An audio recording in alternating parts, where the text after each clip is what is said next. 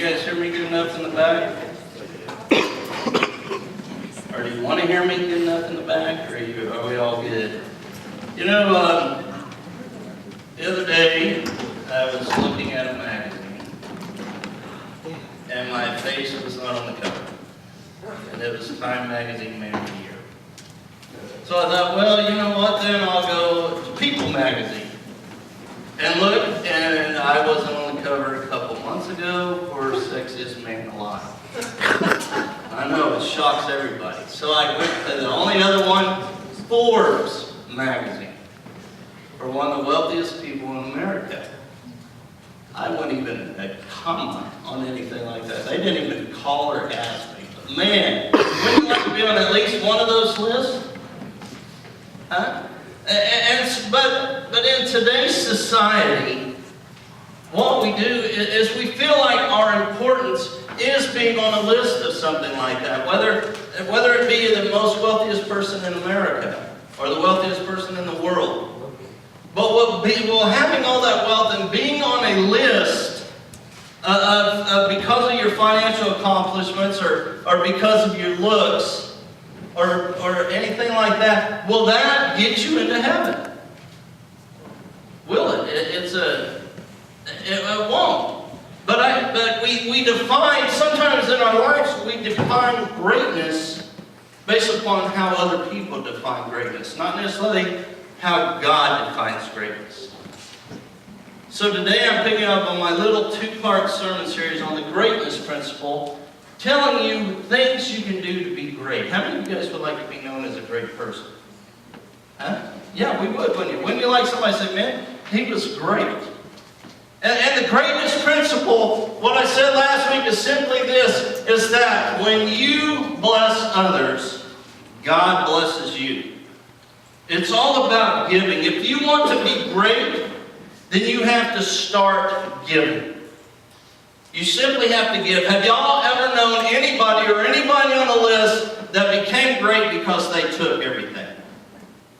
Anybody on that list? Y'all know great people that just take and take and take and never turn around and give?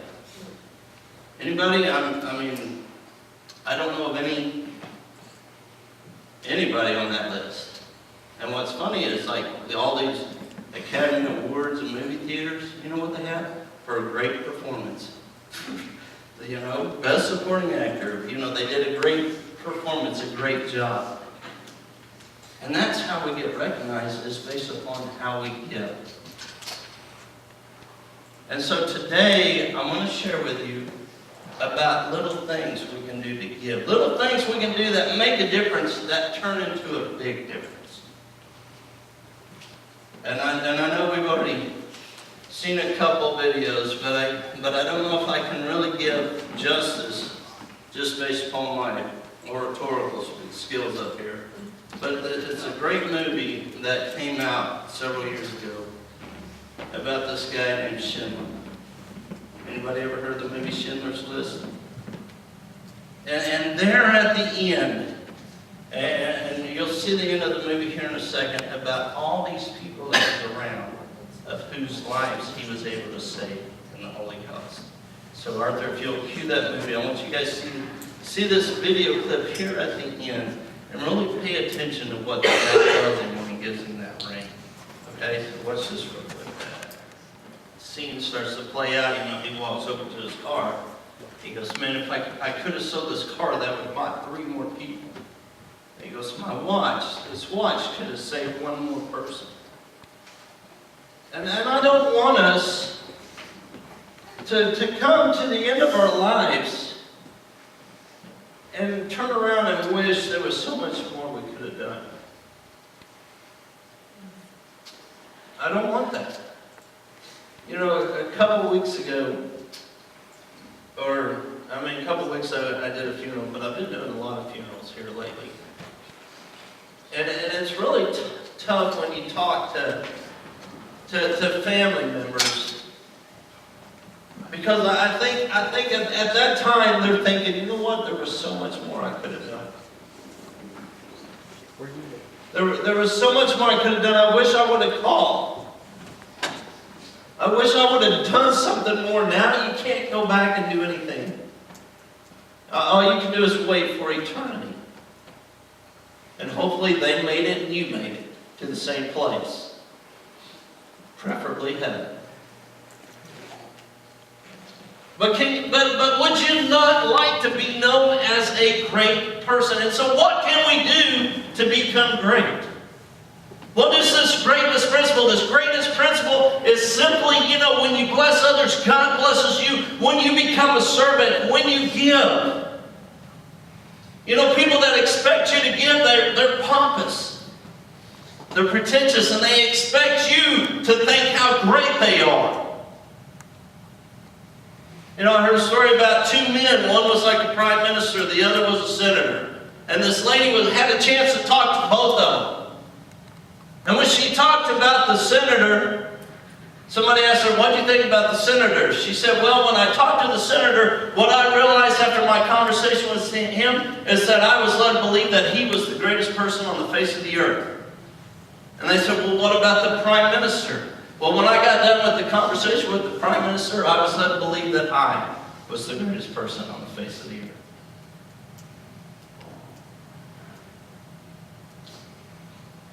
Well, you guys are quiet this morning. But I want to talk about everyday greatness, because we can wake up every single day and be extraordinary. We can go to bed every night knowing that we were partnering with God to make a difference in the world.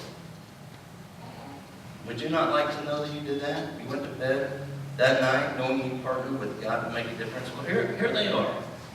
Here's the 7 points I want to tell you guys. Number 1, just simply encourage the people around you. Encourage the people around you. Have you ever left discouraged? Has anybody ever tried to cheer you up? Because encouraging someone with your words is one of the simplest, yet most powerful ways you can be a blessing.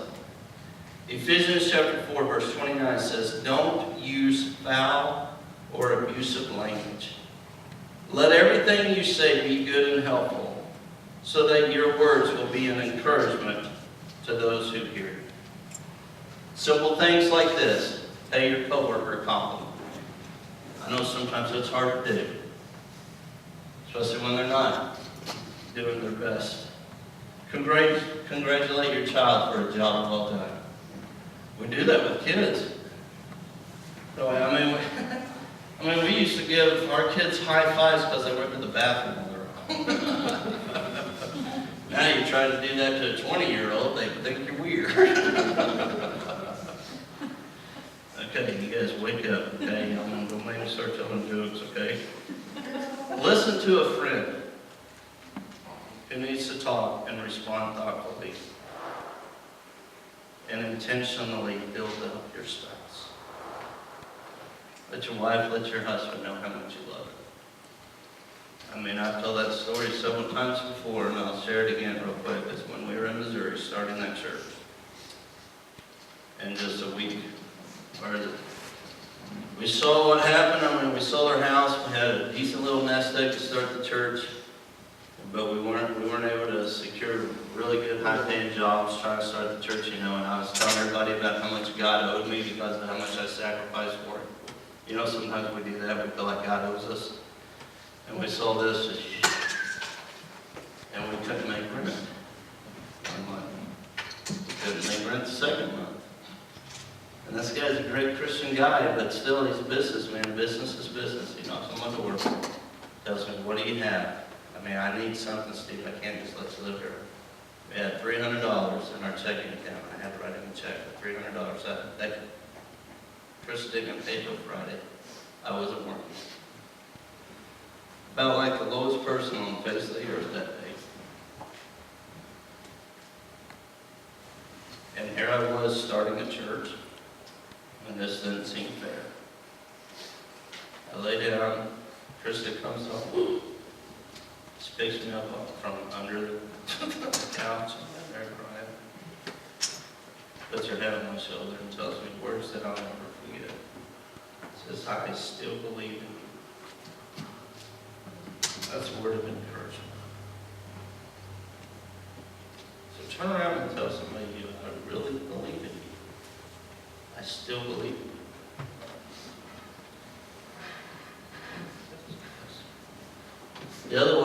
help someone in need. Number 2, help someone in need. Helping others is contagious. Have you noticed that? When you start helping someone, they help it. You know, it's like pay it forward almost. Imagine the difference we can make if we all decided to help another person every day. What if we did that? Let's make a contract with each other. Let's make a covenant that I will turn around and help somebody, you turn around and help somebody, and we do it every day. Can you imagine how much we can change the world?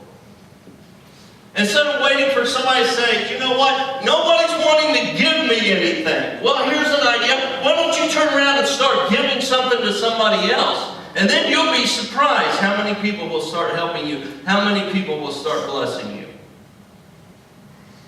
It's a simple concept called reaping what you sow.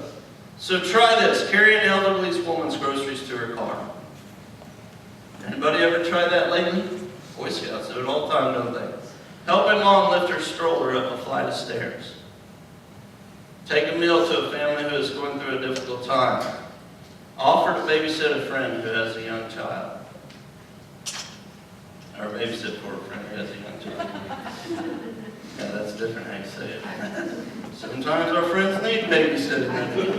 Yeah, Nick and Ashley need babysitting. Not the baby, but they do. And the possibilities are endless. Have open eyes. Have open eyes about how you can help. Now here's one that may surprise you guys. Okay, how you can be a great person. Invite your friends to church. Whoa. Invite your friends to church. You can be great when you invite your friends to church. The reason being is because inviting your friends who don't know Jesus to church is a great act of service. Get this, guys. Statistics show that you're actually risking very little when you invite someone to church. 50% of the time, when you invite somebody to church one time, the first time, they will come with you. 50% of the time, they will come with you. First invite.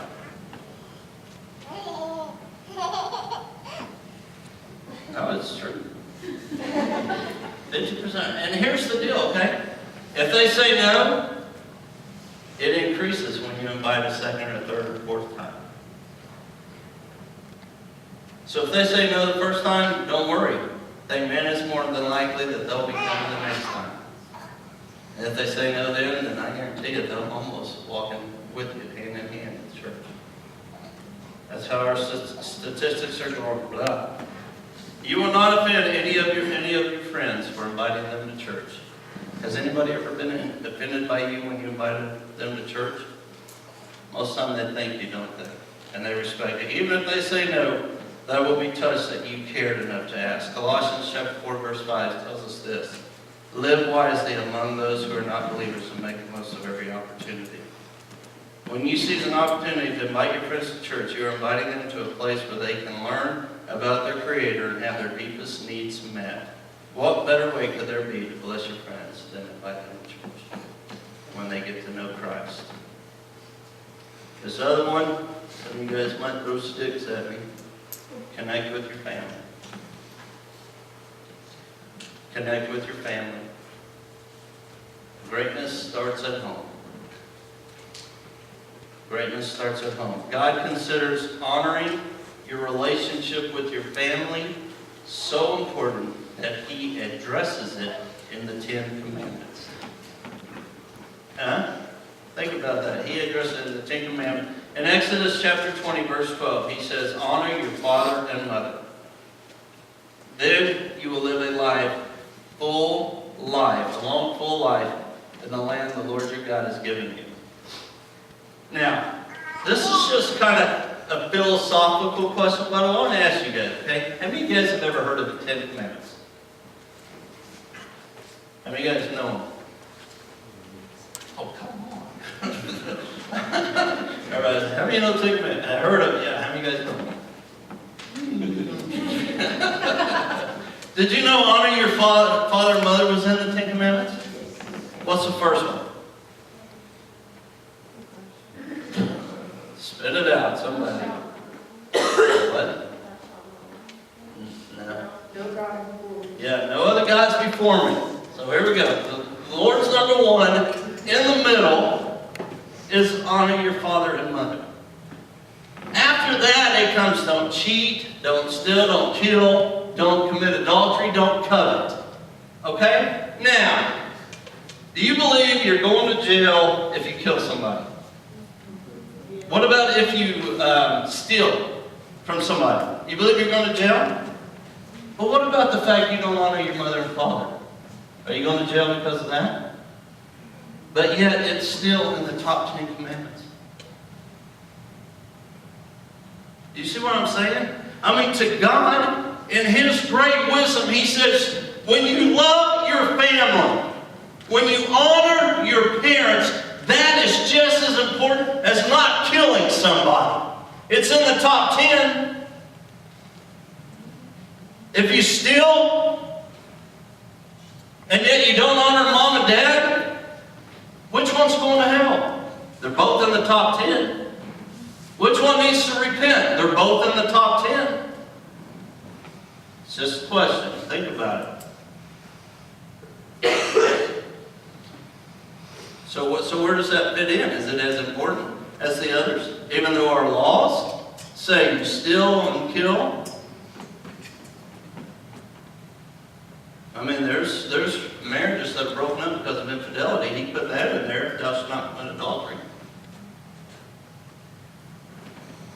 But then you can turn around and hear your spouse, friends, cuss their mom and dad out, one side and down the other, not care about them, not honor them, never speak to them the rest of their life. How does that fit in God's eyes? Just something to think about. Where does it fit in God's eyes? And it's funny, I want to talk about it a little bit. I'm not going to talk about like honoring mom and dad, but about where we put ourselves on our own faith. I'm going to talk about that a little bit next week. It's like if you're on a ladder, so you guys, that's a little plug for next week. You don't want to miss next week. It's going to be a fun sermon. Anyway, but here's things, okay? So this honor your mother and father, connect with your family. This honor your mother and father is the very first thing God addresses in the relationship category. You know, first is all about Him, the first 4. And then He has this with honor your mother and father. And then the other has our relationship with man. First with God, then with man. And so not to mention, it's the only commandment that has a promise attached to it. So do this, guys. Schedule a date night with your spouse. Schedule a date night with them. Spend some one-on-one time with each of your kids. Just spend some one-on-one time with them. Call your parents. Call your parents.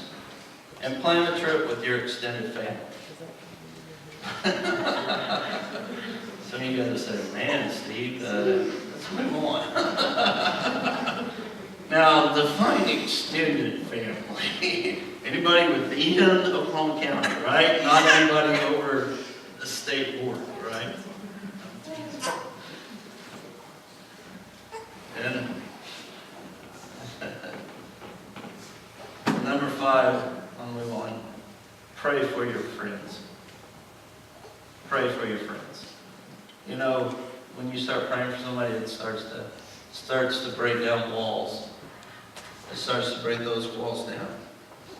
Praying for your friends is a mighty way to bless them. How would you like to know if you saw a friend, or if somebody calls you and said, you know what, I was just thinking about you and I was praying for you. Would you tell them to shut up, cuss them out, hang up, and never want to talk to them again?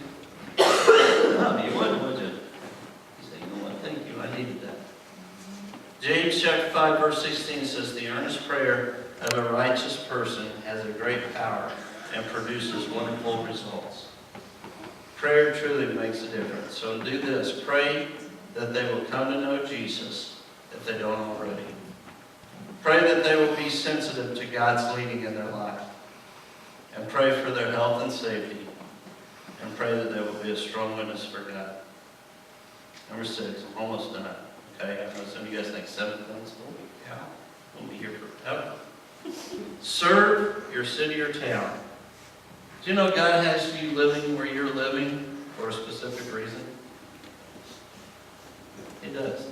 God has you living where you're living for a specific reason. He wants you to impact your city or town in the unique way that only you can. impact them. Jeremiah 29:7 says, and work for peace and prosperity of the city where I sent you into exile.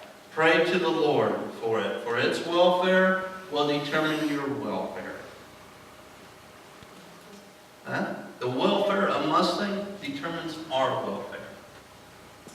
Think about that. So we want to give to society. We want to be great contributors of society. And it goes back to the greatness principle. You look around and Earl Nightingale, some of you guys might have heard him as a speaker back in the 50s and 60s and 70s. He talked about, you drive through parts of the city, okay? And it can be any city in America. And you drive in some places and those houses are just immaculate and beautiful. Yards are well manicured. Edged. The painting's great. The roofs are in great shape. Just everything and it's house after house after house. Just real nice and beautiful. Now, you move maybe 5 blocks south, 5 blocks north, maybe 2 miles south, 2 blocks northeast in that city, and it's called what? The slums? Some people call it the ghetto. Okay? And you look at those two differences, and what is the difference? Why is it that these are so well kept and these are not? You want me to tell you what Earl Nightingale has said, and I know he's not a theologian, but he's got some great spiritual principles, is that those are the nicer homes, the nicer neighborhoods, are those people that are actually contributing to society, make it a better place to live. Some of these other places where they're run down, do many of those give to society?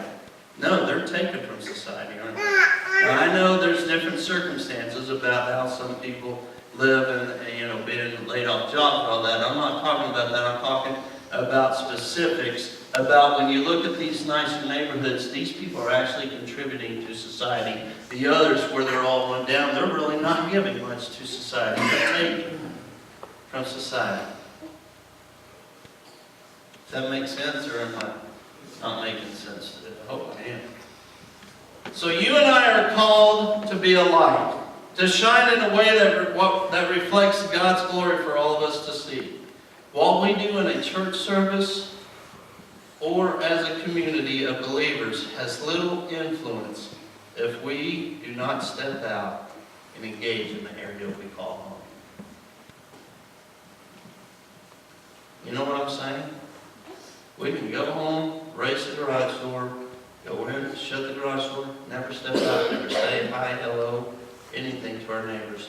They don't even know what we stand spiritually at all.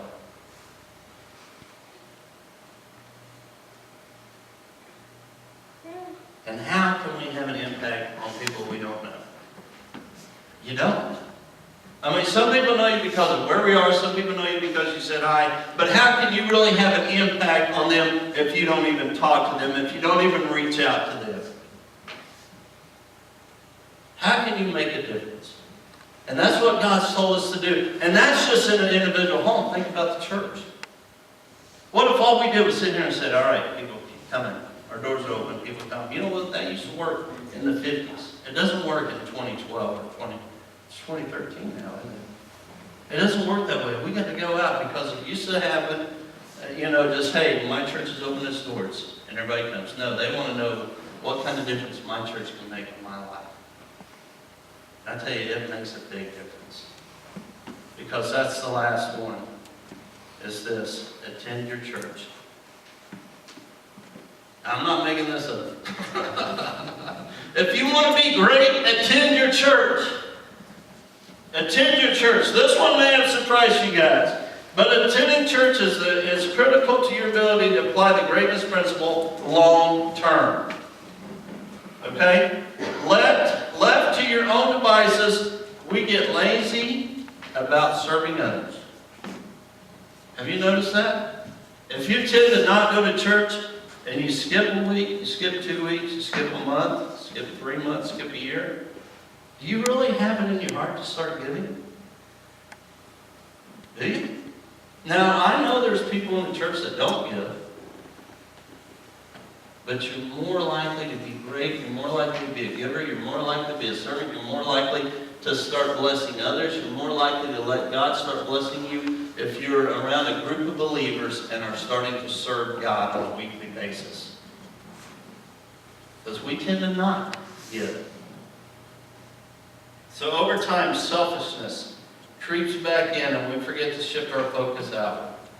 Going to church keeps truth in front of us and encouragement around us so we don't slip away from embracing God's bless for our lives. Hebrews 10:25, he says this, and let us not neglect our meeting together as some people do, but encourage one another, especially now that the day of his return is drawing near.